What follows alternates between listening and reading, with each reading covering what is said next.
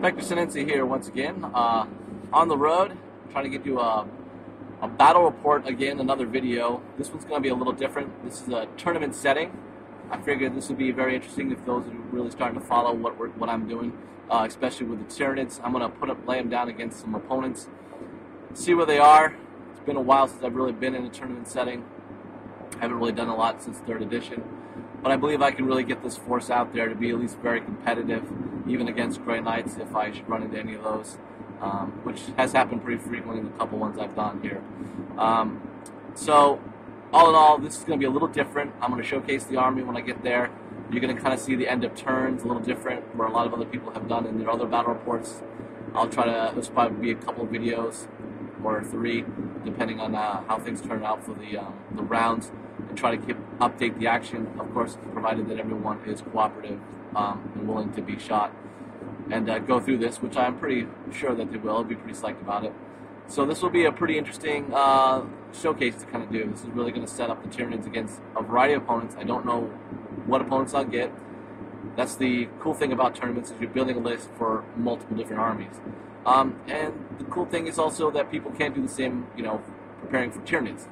So it really helps to kind of avoid a lot of extra flamers, because most armies are 3+ armor save and they don't bring the flamers. So the Tyranids get a little advantage in tournament settings, because people aren't like, how many hordes army am I going to really run into?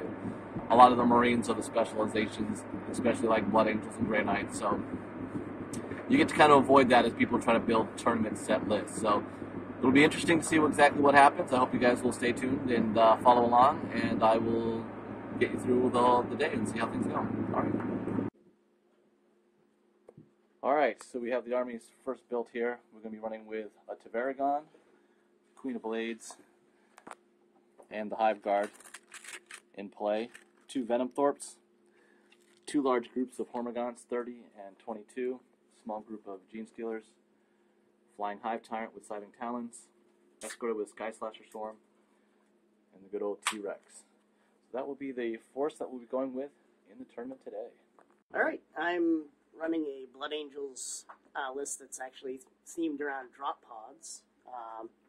Inside the drop pods, I have a couple of Furioso Dreadnoughts, a regular heavy Dreadnought, with of course the Multi-Melta, which won't help me against the Tyranids, but it's there nonetheless. We have a Death Company Dreadnought, and in the last drop pod will be a small unit of Death Company full of power weapons, and a Elite Chaplain. And then we have a unit of Vanguard Vets that'll be coming in with jump packs, a unit of Honor Guard with Dante, of course, and a Librarian,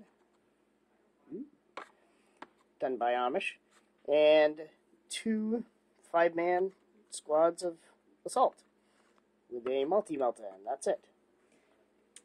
These are the drop pods. Alright, so me and Dave, who runs the shop, will be doing this little battle. We'll do it by end of turn, so there'll be a little bit of that tracking. The information will be a little bit different than the battle report you might have seen from the first time, but we'll hopefully give you a lot of information, and you can see a lot of good tactics here.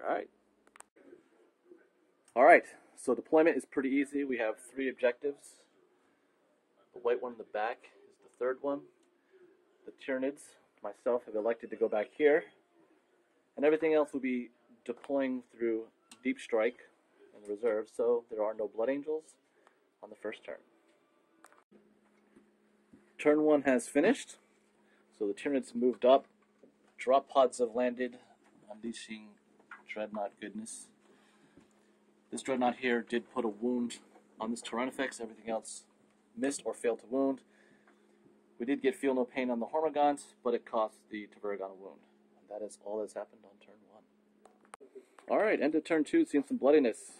Dreadnought has come in and helped in killing out the Tyrannifex, which for this scenario was going to give up 2 kill points. Vanguard landed. They lost 2 to the difficult terrain from the Venomthorpe, but provided to wipe out the Termagants. The Hive Tyrant over here has destroyed the Dreadnought over here. This Queen of Blades has destroyed this Dreadnought, this drop pod here. And we've had some more reserves come in, drop pod with Death Company.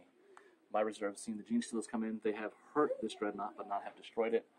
And the Hormagaunts have come in on the right side of my deployment to go for that objective. That is the end of turn 2. The bottom of turn 5, when Dante finally arrives and decides to fight, he has eliminated the Sky Slasher Swarm and the Hive Tyrant. Consolidated, ready to move forward.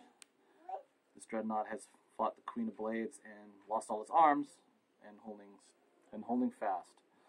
That pretty much leaves the table. And we're going to calculate points and tell you what happened. Okay.